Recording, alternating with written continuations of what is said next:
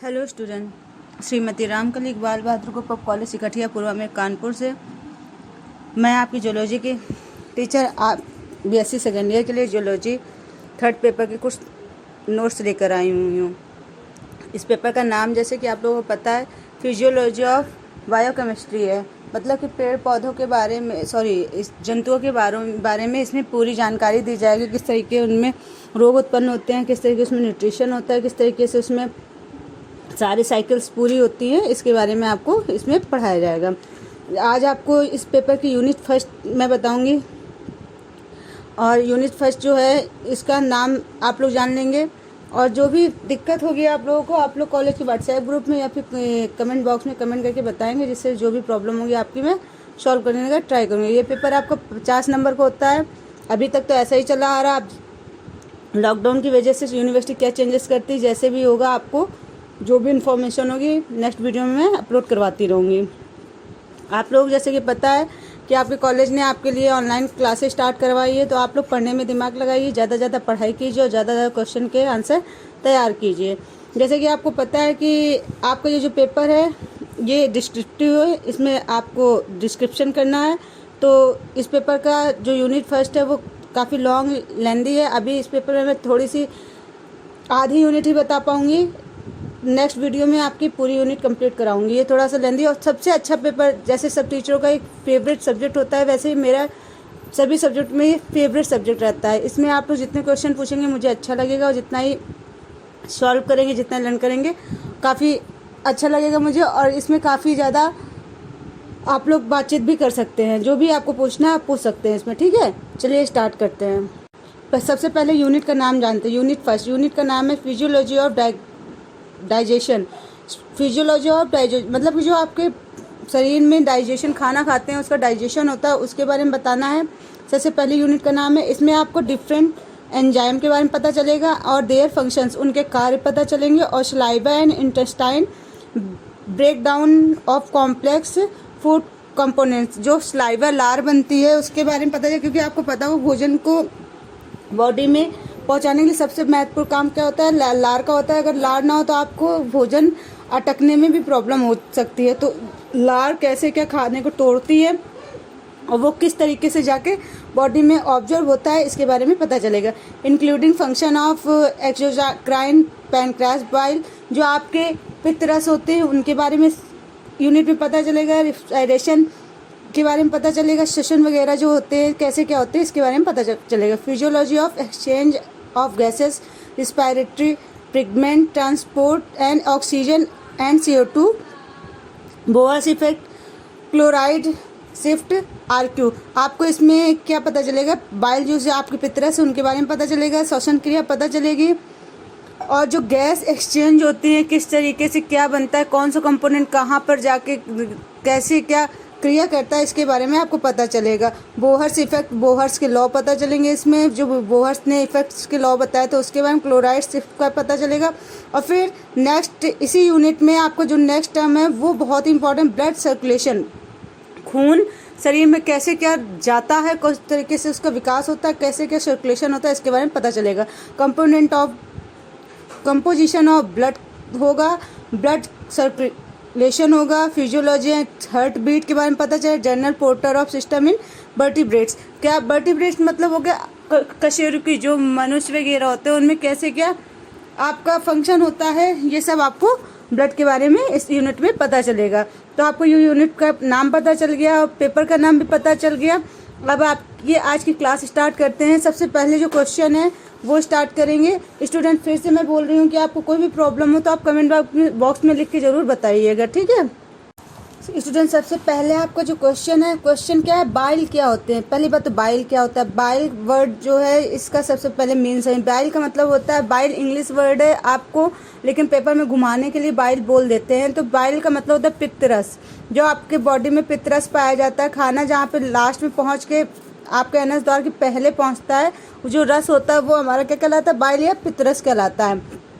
Bile क्या होता है, बाइल या पित्तरस, देखिए इसमें लिखा हुआ है बाइल या पित्त हरे रंग का क्षारीय द्रव्य होता है, हरे या पीले रंग का भी हो सकता है। पित्त यकृत के पैरेन्काइम कोशिकाओं द्वारा स्रावित होकर पित्ताशय में एकत्रित हो जाता है। जो यकृत होता है उसमें पैरेन्काइमल कोशिकाएं होती है, उसमें स्रावित होता है और एकत्रित हो जाता है। भोजन करने के बाद कोलेस्टाइन, काइनिन तथा हार्मोन्स पैंक्रियाजाइमिन के प्रभाव से पित्तरस जो होता है सिकुड़कर इसे पित्तवाहिनी से मुक्त कर देता है और गहरी में भेजता है। मनुष्य दिन भर में क्या करता है, 600 से 1000 ml तक पित्तरस का स्राव करता है।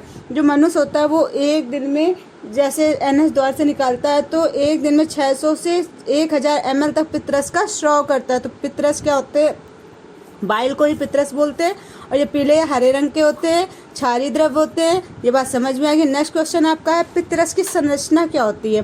पित्तरस, जैसे पित्तरस होता है उसमें संरचना मतलब क्या क्या कंपोनेंट पाए जाते हैं। पित्तरस के मुख्य अवयव जो होते हैं पित्त लवण और पित्त वर्णक होते हैं। इसके अतिरिक्त प्रोटीन, अकार्बनिक लवण, कोलेस्ट्रॉल लवण एवं मुख्य भाग जो होता है जल भी इसमें पाया जाता है। और नीचे देखिए इसमें कई सारे जो कंपोनेंट दिए हैं उनकी मात्रा भी दी गई। सबसे पहले दिया है वाटर। वाटर आपका पित्तरस में 89% पाया जाता है। बाइल सॉल्ट जो होता है जिसे हम लोग बाइल लवण भी बोलते हैं, पित्त लवण भी बोलते हैं, ये 6% होता है। बाइल पिगमेंट जिसे पित्त वर्णक बोलते हैं ये 2.5% होता है। कोलेस्ट्रॉल जो होता है वो आपका 0.4% होता है। उसके बाद आपका फॉस्फोलिपिड जो होता है वो यकृतीय पित्त में 0.2 से 0.8% होता है और गॉल ब्लैडर में नहीं पाया जाता है। और जो अकार्बनिक लवण होते हैं जिनके इनऑर्गेनिक सॉल्ट कहते हैं जिनको, ये 0.85% पाए जाते हैं। ठीक है स्टूडेंट, पता चल गया। इसके बाद पित्तरस में पीएच जो होता है वो 7.6 से 7.7 तक होता है तथा स्वाद अनुसार कड़वा होता है। जो पित्तरस में आपका ये जो पीएच मान पाया जाएगा वो 7.6 होगा, जो स्वाद में कड़वा होगा। यद्यपि इनमें कोई भी पाचक एंजाइम नहीं पाया जाएगा, लेकिन पाचन क्रिया के लिए अत्यधिक आवश्यक है। पाचक एंजाइम तो नहीं पाया जाता पित्तरस में, क्योंकि लास्ट में जो पच जाता है भोजन वही वहाँ पे आता है। लेकिन ये क्या होता है, जो पाचन क्रिया होता है पित्तरस के द्वारा ही निकलती है बाहर, तो ये अत्यधिक आवश्यक तो मानी जाएगी। पित्तरस में पाए जाने वाले सोडियम कार्बोनेट के कारण ही है क्षारीय प्रवृत्ति, जो सोडियम कार्बोनेट पाया जाता है इसकी वजह से इसमें ही जो क्षारीय प्रवृत्ति होती है वो विकसित हो पाती है, अर्थात जो भोजन होता है उसको पचाने की क्रिया लास्ट में कर पाता है। नेक्स्ट क्वेश्चन आपका है, पित्त वर्णक क्या होते हैं। पित्त वर्णक के लिए सबसे पहले आप लोग समझ लीजिए, एक रिएक्शन आपकी दी हुई है, ब्लूबेरिन इजिकल टू ऑक्सीडेशन और रिडक्शन की क्रिया होगी इसमें, जिसमें बिलीवर्डिन बनेगी। ठीक है, तो आपका पित्तवर्णक क्या होता है, पित्तवर्णक जो होता है ब्लूबिन और बिलीवर्डिन है। जो बिलीवर्डिन जो होता है लाल रंग का और बिलीवर्डिन जो होता है वो हरे रंग का होता है। बिलीरुबिन जो होता है वो लाल रंग का होता है, ब्लूवर्डिन जो होता है वो आपका हरे रंग का होता है। ठीक है, तो ये जो वर्णक होते हैं हीमोग्लोबिन से बनते हैं और उत्सर्जी मात्रा में भोजन तथा शरीर के निकले हुए पदार्थ को क्या करते हैं, रंगहीन कर देते हैं, या फिर रंगीन होने का यही कारण है कि येलो और ग्रीन कलर का आपका जो पदार्थ होता है वो पाया जाता है। ओके स्टूडेंट, नेक्स्ट क्वेश्चन आपका बचता है, पित्त के कार्य मतलब बाइल के कार्य बताइए। बाइल के कार्य तो बहुत सारे हैं, सुनिए। यद्यपि बाइल किसी प्रकार का पाचक एंजाइम नहीं होता, फिर भी वो भोजन को पचाने में बहुत बड़ा महत्व, ये मैंने अभी बताया आप लोगों को। इसमें उपस्थित अकार्बनिक लवण NaCl, NaOCO3 भोजन को क्षारीय बनाते हैं और ताकि अग्नाशय में एंजाइम प्रतिक्रिया कर सकें। इसके नेक्स्ट नंबर है, इसके कार्बनिक लवण भोजन की वसाओं का इमल्सिफिकेशन करते हैं। नेक्स्ट है, इसके अकार्बनिक लवण भोजन में उपस्थित हानिकारक जीवाणुओं को भी नष्ट कर देते हैं। नेक्स्ट है 4 नंबर, बाइल तथा लवण वसाओं को पचाने के बाद अवशोषण में भी सहयोग देते हैं। इसके अतिरिक्त लवण घुलनशील विटामिन A, D के अवशोषण करके भी आवश्यक होते हैं। ये हैं आपके पित्त के कार्य। फंसता है स्टूडेंट, पोषण के प्रकार बताइए। क्लास में मैंने बहुत अच्छे से डिस्क्राइब किया, यहाँ पे मैंने केवल एक फ्लो चार्ट बना दिया और कुछ नहीं बनाया, ताकि आप लोग ज़्यादा से ज़्यादा क्वेश्चन कवर कर सके।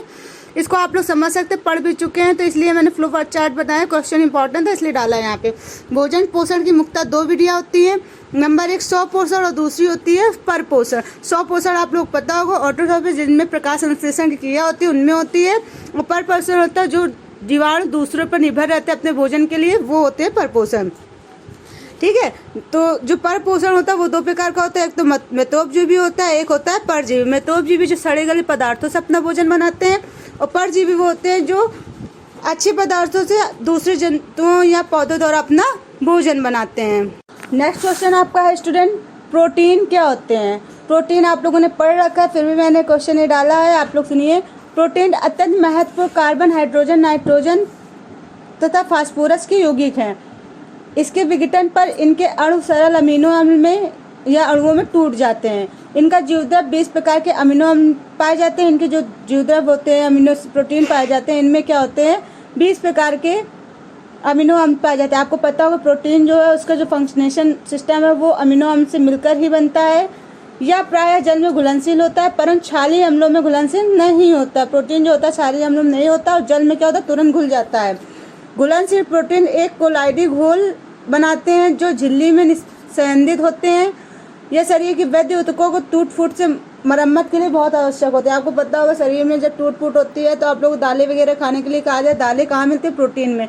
तो शरीर की टूट फूट से मरम्मत जो करता है वो कौन करता है? प्रोटीन।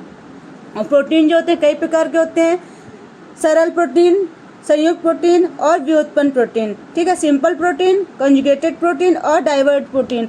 आप लोग इसको पढ़िएगा और ना है तो आप लोग कमेंट बॉक्स में कमेंट करिएगा जिससे मैं आपको आंसर दे सकूं। ठीक है, नेक्स्ट क्वेश्चन आपका है आहार के घटक बताइए। आहार के घटक ये भी मैंने आपको कॉलेज में बता रखा है बहुत अच्छे से, इस वजह से मैंने यहाँ पे एक फ्लो चार्ट इसका भी बनाया है।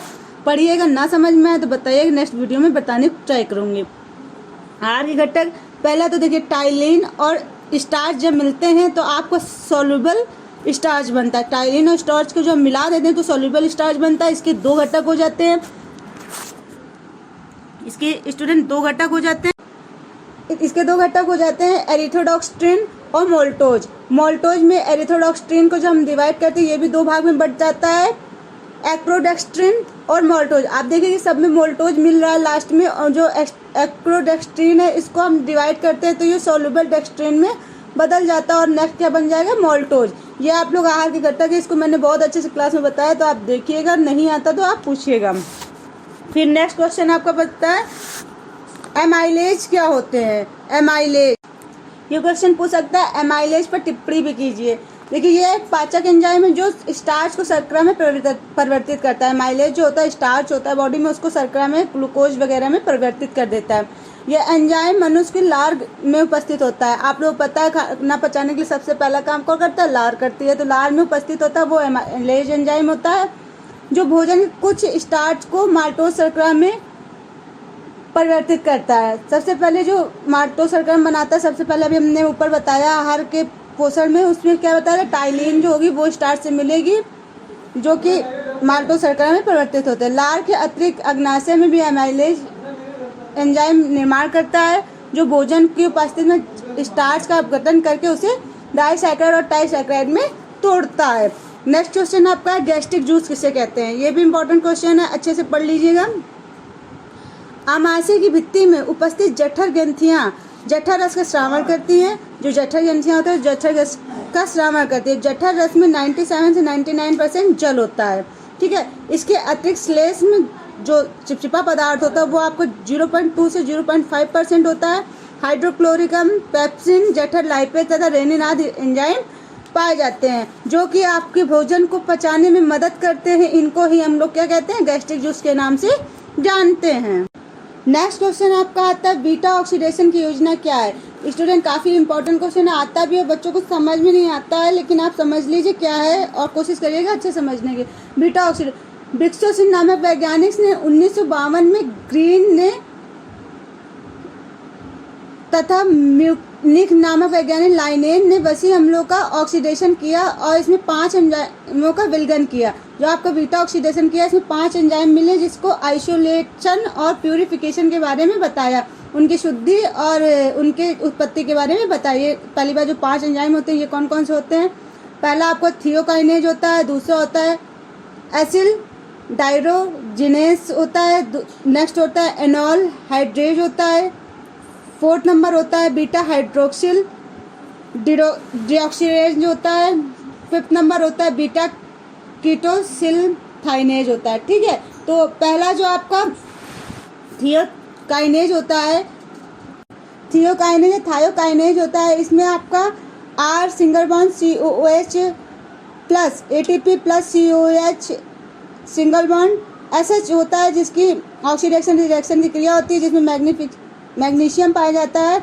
इसमें R single bond C single bond H single bond COA, जो आपका C है उसमें डबल बॉन्ड में ऊपर लगा होता है O, ऑक्सीजन लगा होता है। फिर उसके बाद प्लस एटमॉस्फेयर मास होता है, फिर प्रेशर सिंगल बॉन्ड P। ठीक है, नेक्स्ट आपका जो होता है वो भी आपका रिएक्शन है, देख लीजिए आप स्टूडेंट, क्या है R CH2 C कार्बन, इसके ऊपर डबल बॉन्ड में ऑक्सीजन लगा SCOA प्लस FAD, आपका ये पोषण वाला पदार्थ है। Oxidation reaction RCH double bond C single bond CH single bond C, ऊपर ऑक्सीजन लगा डबल बॉन्ड के साथ, single bond SCOA plus FADH2। फिर नेक्स्ट है एनॉयल हाइड्रेज, इसमें क्या है RCH double bond CH C double bond में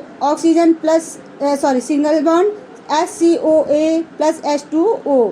ठीक है, नेक्स्ट स्टूडेंट आपका है हाइड्रोक्सिल डिहाइड्रोजनेन, तो इसमें RCHO HCH2C single double bond O अपर। ठीक है, फिर SCO plus DPN oxidation reaction RCOCH2C double bond single bond SCO plus DPNH plus H।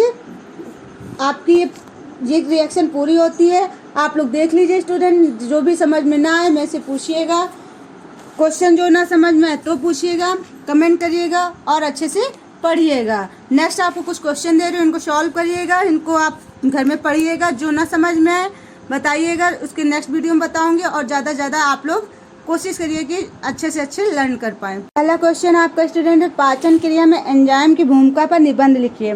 Next question है ग्लाइकोजेनेसिस क्या है। नेक्स्ट क्वेश्चन है आपका ग्लाइकोलाइसिस क्या है। नेक्स्ट है क्रेब्स साइकिल या क्रेब्स चक्र क्या है, इसके बारे में आप बनाइएगा, ना समझ में पूछिएगा। क्वेश्चन नंबर 5 है विटामिन B12 और B3 की संरचना बनाइए, रटिए और अच्छे से लर्न कीजिए। नेक्स्ट क्वेश्चन कीटोसिस क्या होता है, बच्चों बहुत अच्छे से पढ़िएगा कीटोसिस के बारे में, फिर इसको नेक्स्ट वीडियो में बताऊंगी मैं। नेक्स्ट क्वेश्चन है question number 7 islet of Langerhans किसे कहते हैं। आइलेट ऑफ लैंगरहैंस की परिभाषा बताइएगा, इसको लर्न करिएगा और अच्छे से पढ़िएगा। ज़्यादा से ज़्यादा क्वेश्चन लर्न कीजिए, ना तो मेरे से पूछिएगा कमेंट बॉक्स में या कॉलेज के व्हाट्सएप ग्रुप में। नेक्स्ट वीडियो के लिए वेट करिए अब।